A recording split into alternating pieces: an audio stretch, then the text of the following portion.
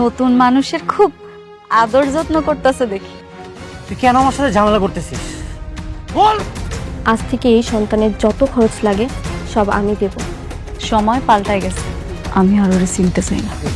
তুমি দরকার হলে তোমার এই অফিসে আমাকে একটা চাকরি দিয়ে দাও, এটার মাধ্যমে তো অন্তত আমি তোমাকে একটাবার দেখতে পারবো। তুমি এখন এইটাই চাও অফিসের সবাই আমরা নিয়ে হাসাহাসি করবে? আসলে চাইতাম যে তুই গরিব হ, কিন্তু তুই এতটা গরিব হবে আমি কখনো কল্পনা করতে পারিনি। বাচ্চাটা এত সুন্দর, একদম অনেকের মতো চেহারা। অনেক আমার সন্তানটারে শেষ দেখতে দেয় না। আমার লেভেলটা না তোমার মতো এরকম নিচু স্থানে না। শালিমা আমাকে তার পার্সোনাল অ্যাসিস্ট্যান্ট হিসেবে চাকরি কনফার্ম করে দিয়েছে।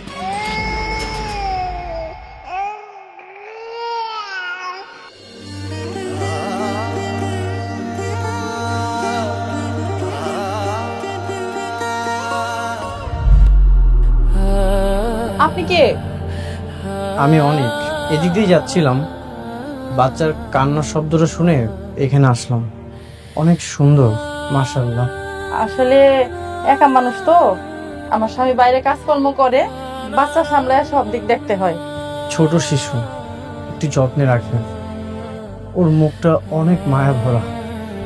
ওকে যখন বুকে নিলাম কেমন জানি আপন আপন মনে হচ্ছিল। কি যে বলেন ভাই, এর আগে আমার 2টা বাচ্চা মরা হয়েছে, তারপর আমি ওরে পাইছি। ওরে আমার জীবন দেয়া হইল, যত্নে রাখবো।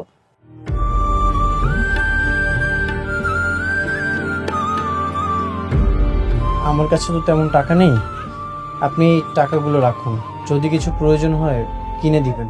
না না থাক, টাকা লাগবো না, আপনি ওর জন্য দোয়া করেন, তাইলেই হইব।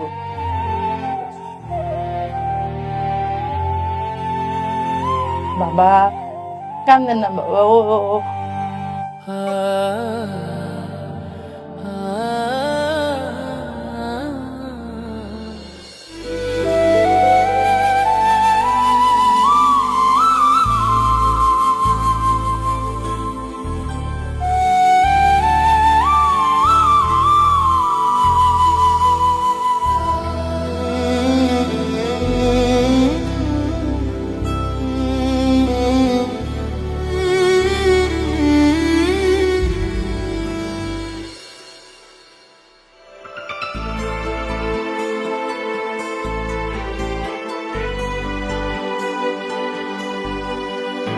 আঙ্কেল, আমি আর পারছি না, অনেককে সবকিছু বলে দেওয়া উচিত।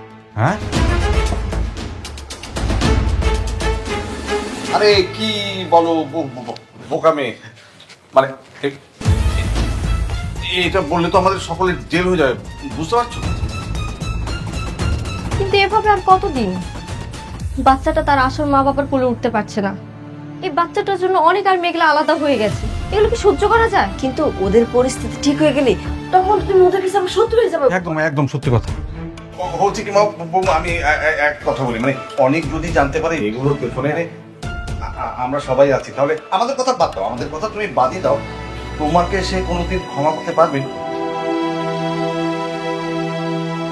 পারবে না, কিন্তু পারবে না। কিন্তু বিশ্বাস করেন আঙ্কেল, এত বড় একটা সত্যি লুকিয়ে রাখতে আমার সত্যি খুব কষ্ট হচ্ছে। আমি জানি না কতদিন আর লুকিয়ে রাখতে পারবো এই সত্যিটা।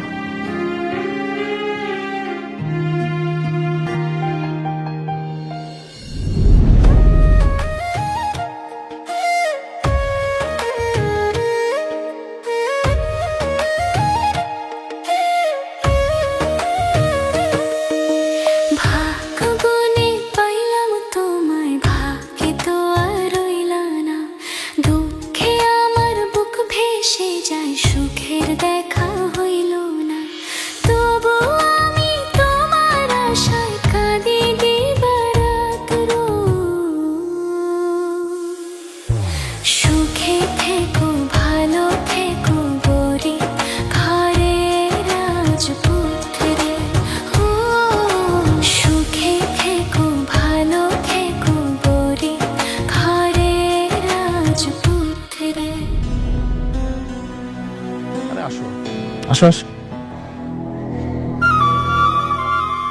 ও সরি, অনুমতি ছাড়াই চলে আসলাম। আমার অবশ্য অনুমতি নিতে কখনোই ভালো লাগেনি। I hate permission. বসলাম, হ্যাঁ, if you don't mind.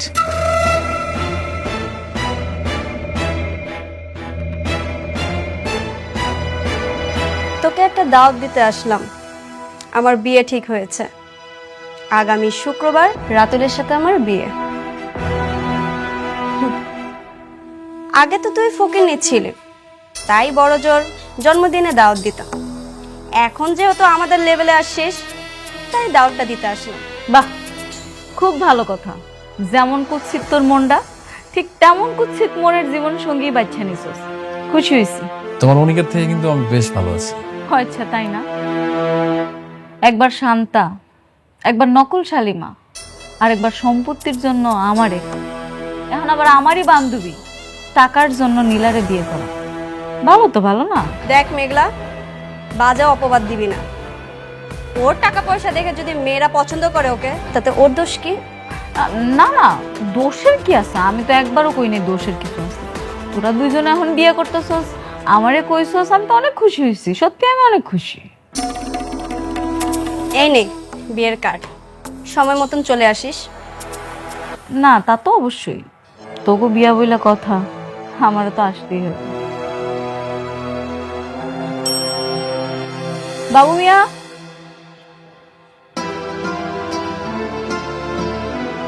Madam ডাকছেন? আগামী শুক্রবার আপনি ফ্রি আছেন না? জি ম্যাডাম, শুক্রবার তো আমার ছুটি, আমি অবশ্যই সেদিন ফ্রি আছি। আপনার একটা বিয়ের দাওয়াত আছে, এই নেন কার্ড, চলে যান। সিকিউরিটি গার্ড যাবে মানে? আমরা কি সিকিউরিটি গার্ডকে দাওয়াত দিয়েছি? আরে বাবা, সিকিউরিটি ছাড়া আর যাবে কে? তোমগো দুইজনের বিয়া, আমার অফিসে কেউ যাওয়ার মতো তো আর ওরকম পরিবেশ নাই। আর তোমরা ওই যোগ্যতা রাখো না যে আমি তোমগো বিয়াতে যাবো। দেখ মেঘলা, তুই কিন্তু আমাদের অপমান করতেছিস। অপমান? অপমান তো তারই করে যার মান সম্মান আছে। তোদের দুইজনের মান সম্মান আছে? আমার তো মনে হয় নাই।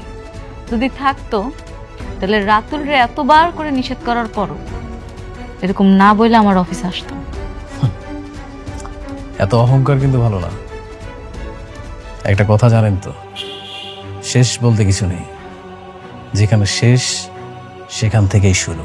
তুমি রাতুল শুনে রাখো, তুমি যদি ভাইবা থাকো যে আমি সে আগের মেঘলা আছি, তাহলে ভুল ভাবতেছ। আমি এখন নতুন রূপে শালিমা।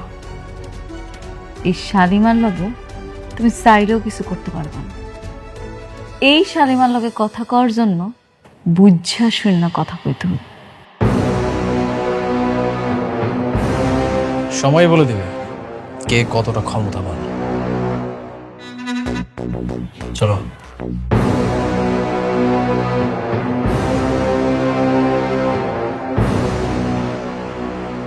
আপনি জানেন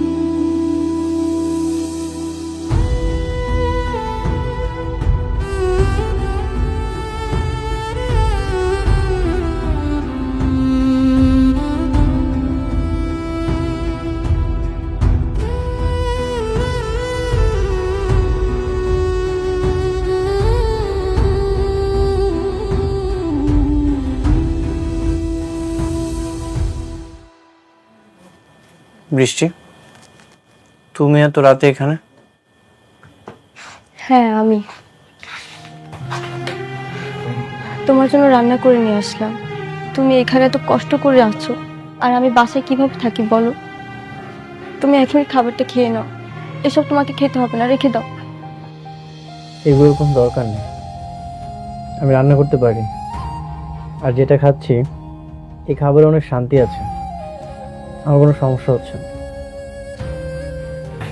আমি এত ভালোবেসে তোমার জন্য নিজ হাতে রান্না করে নিয়ে এসেছি, আর তুমি খাবে না? আমার ভালোবাসার কি কোনো মূল্যই নেই তোমার কাছে? আচ্ছা, একটা কথা বলি, বলো। তুমি আমার সাথে প্লিজ বাসায় চলো, আর না হলে আমি এখানে থাকবো। আমি তোমাকে ছাড়া থাকতে পারছি না, প্লিজ। না, আমি তোমাদের ওই বাসায় যাব না। আমি যে পাপ করেছি সেই প্রায়শ্চিত্ত আমাকে করতেই হবে। আমার সন্তান আমার পাশেই ছিল, কিন্তু আমি বুঝতে পারিনি আমি অনেক বড় পাপ করে ফেলেছি। আমাকে এই প্রায়শ্চিত্ত করতেই হবে। আমি যদি পিতৃ পরিচয়টা দিতাম তাহলে মেঘলা হসপিটালে ভর্তি হতো, কোনো সমস্যাই হতো না। কিন্তু আমি এটা কি করলাম? আমি অনেক বড় পাপ করে ফেলেছি, আমাকে এই প্রায়শ্চিত্ত করতেই হবে।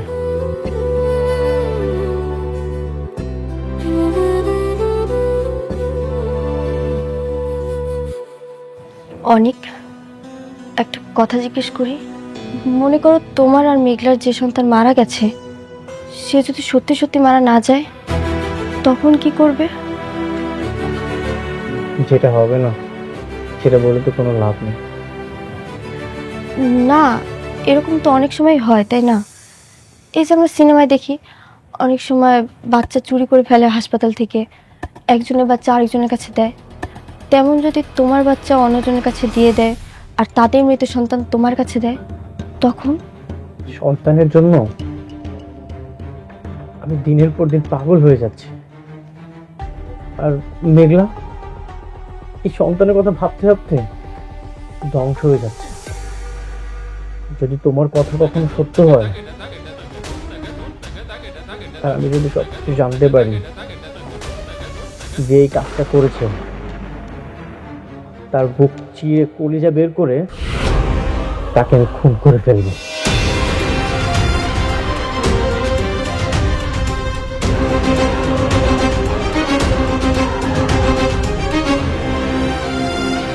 বৃষ্টি, তুমি এখান থেকে চলে যাও, আমাকে আমার মতো করে থাকতে দাও।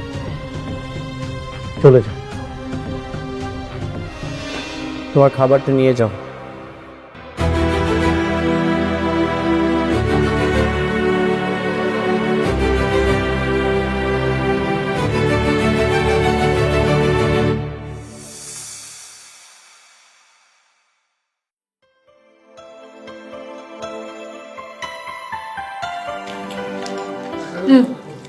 আম্মা,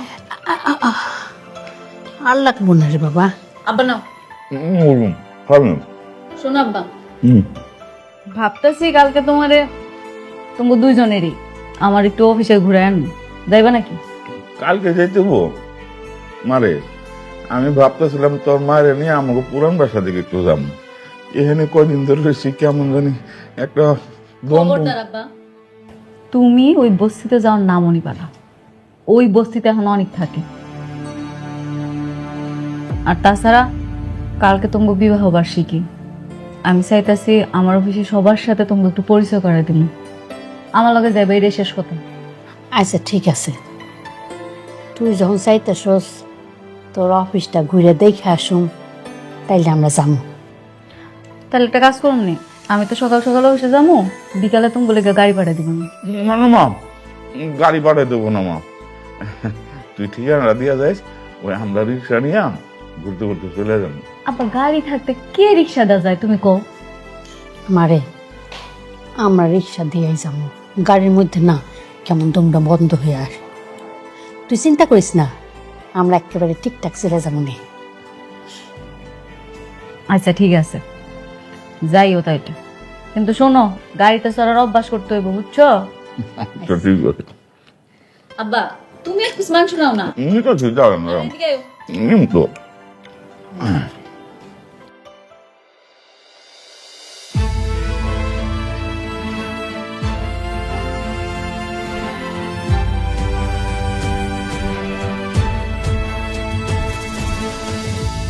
আপা, আপনি?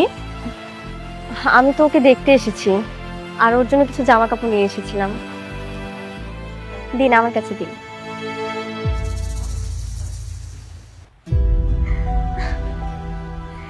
ইস, আমাদের রাজপুত্রটা কি সুন্দর করে ঘুমাচ্ছে।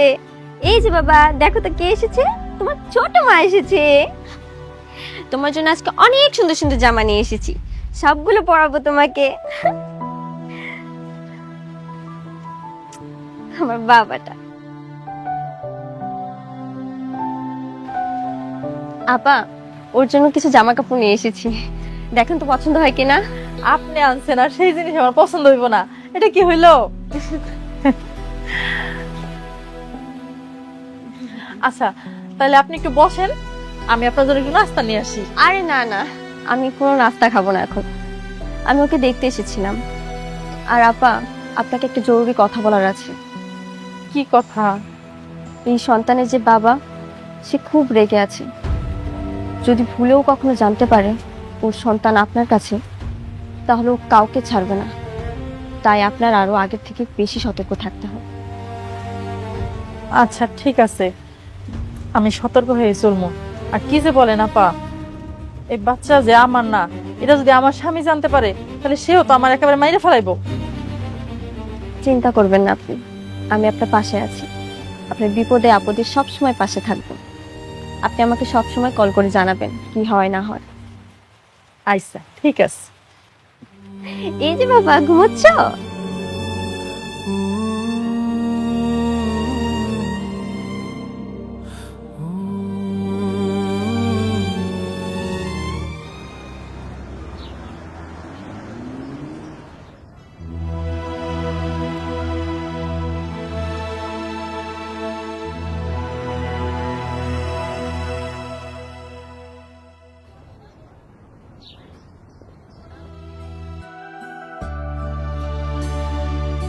বাবা রে বাবা, কত সুন্দর আর কত বড় বিল্ডিং। দেখছো মেঘলার মা? হ্যাঁ, কত বড় বিল্ডিং। সত্যি এটা তো মেলা বড় অফিস। আরে সত্যি এইটা। আরে আমার মেঘলা তখন অনেক টাকার মালিক, তাই না?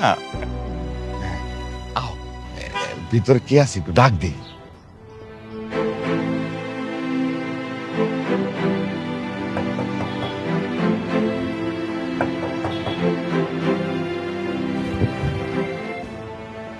কি খবর? কাকে চাই? না, এই যে এই অফিসের যে মালিক, আমরা তার কাছে। আপনারা কি ভিক্ষা করতে আইছেন না? হ্যাঁ, এখানে ভিক্ষা নাই, আপনারা আসতে পারেন। না না বাবা, আমরা ভিক্ষা চাইতে আসি নাই, আমরা ওই মেঘলার কাছে আইছি। ওই যে এই অফিসের মালিক ওই যে শালিমা, ওর বাপ মা, আমরা ওর কাছে আইছি, আসতে কইছিলাম আমাকে। আসলে ম্যাডাম তো এই মুহূর্তে একটা জরুরি কামে বাইরে হয়ে গেছে, আপনারা একটু অপেক্ষা করেন, আসবে। আসো, হ্যাঁ, আমরা ভিতরে এসে বসুন। হ্যাঁ, আপনারা চাইলে ভিতরে বসতে পারেন। চল ভিতরে যাই বসি।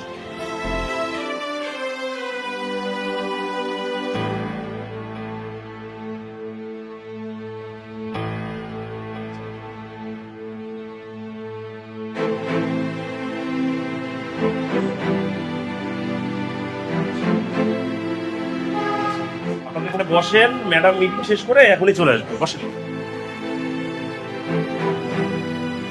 বসেন বসেন।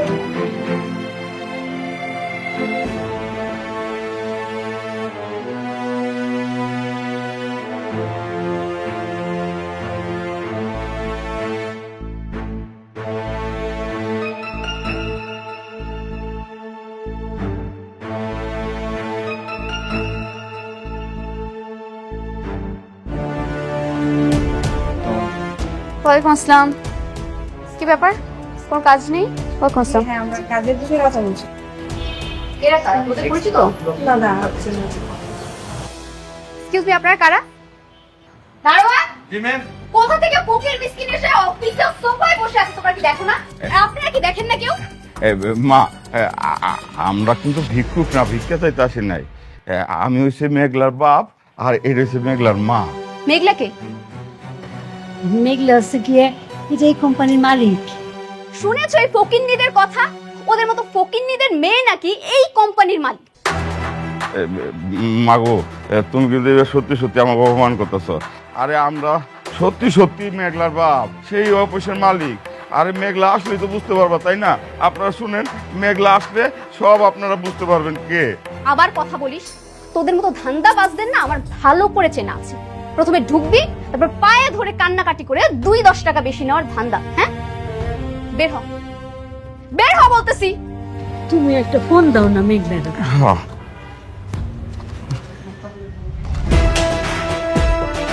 ও বুঝেছি, তোরা তো ভিক্ষা করতে আসছিস, টাকা না দিলে এখান থেকে যাবি না। এনে এনে 500 টাকা। আর নে, এই 500 টাকা সারাদিন ভিক্ষা করলেও ইনকাম করতে পারবি না। এই 500 টাকা নিয়ে এখান থেকে ভাগ। আর কখনো যেন এই অফিসে তোদের দুজনের মুখ না দেখি। বের হ, বের হবি না? না সোজা কথা শুনবি না? ঠিক আছে। বাইরে বাইরে আগে শুনো না, কথাটা শুনো। আরে আসুন, মারে একটু কথাটা শুনো কোনো না। কথা নেই, বের হন। গেট খোলো, বের হন, বের হন, বের হন, বের হন। আর কখনো যেন এখানে না দেখি। আর আপনি নিজের দায়িত্ব বোঝেন না? নিজের দায়িত্ব যদি পালন করতে না পারেন, চাকরি থেকে বের করে দিব। আচ্ছা ঠিক আছে ম্যাডাম, এখন থেকে ঠিকভাবে পালন করব।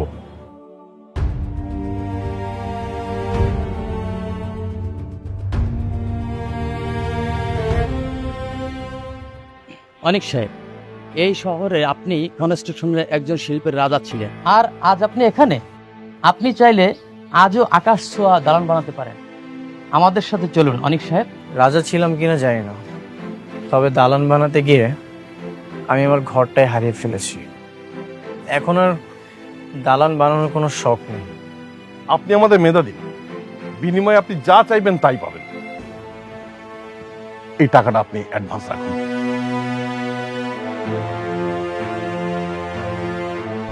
ভুল বলছেন, টাকা শুধুই মানুষের প্রয়োজন মেটায়, শান্তি না।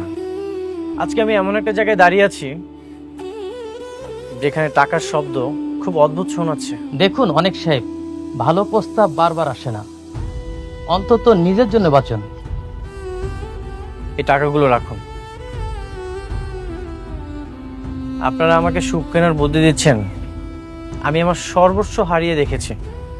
পৃথিবীর সবচেয়ে দামি জিনিসগুলো ব্যাংক ব্যালেন্স দিয়ে কেনা যায় না। কেনা যায় না মানুষের চোখের পানি, কেনা যায় না সন্তানের হাসি। আপনি কি সে ভুলটা এখনো ভুলতে পারেননি? অতীত তো আর ফিরে আসবে না অনেক সাহেব। হ্যাঁ সত্যি, অতীত কখনোই ফিরে আসবে না, কিন্তু অনুশোচনা থাকে সারা জীবন। আপনারা এই টাকাগুলো নিয়ে এখান থেকে চলে যান। এই টাকা দিয়ে হয়তো আপনারা ইট বালু কিনে অনেক বড় দালান করতে পারবেন, কিন্তু আমার ভাঙা সংসার কখনোই জোড়া লাগাতে পারবেন না। কিন্তু এই যে দেখছেন আমার এই ছোট্ট কুঁড়ে ঘর, এটা অট্টালিকার চাইতেও অনেক বেশি দামি। চলে যান এখান থেকে।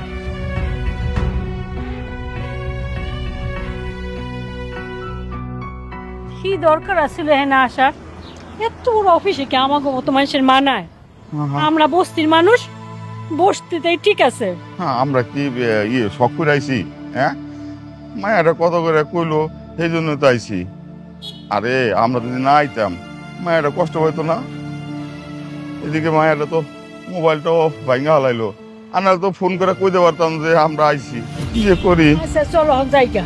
আরে না, একটু অপেক্ষা করে দাঁড়াও, আমার মনে হয় আয়া পড়বো। দেখি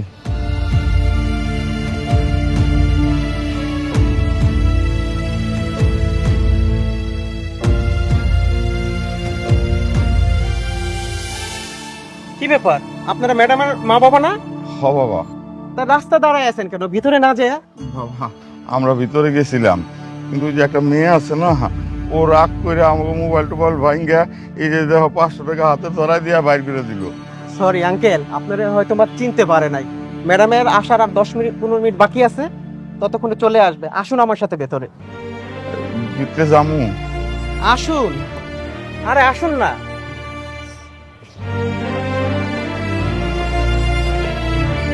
আসুন আসুন আসুন।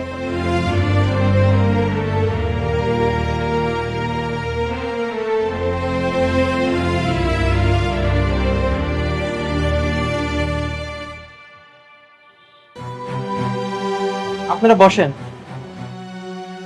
আন্টি বসেন।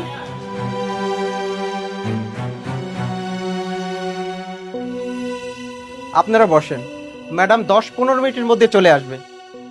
আমি একটু কাজে যাচ্ছি। আচ্ছা চাচা, ওনাদেরকে চা নাস্তা দেন। তাহলে আপনারা থাকেন। হ্যাঁ, ওকে, আমি কিন্তু গেলাম। দেখছো, আসলে আমাকে তো চিনে না, এই যে কাপড় চোপড় পরে আসছি, কিন্তু তো চিনার কথা না, তাই না? দেখো, আমার মেয়ে কিন্তু হেভি আছে, বুঝছো? কত বড় অফিস, তাই না আমার ভাইয়া? আমার না দেখে অনেক আনন্দ হইতেছে।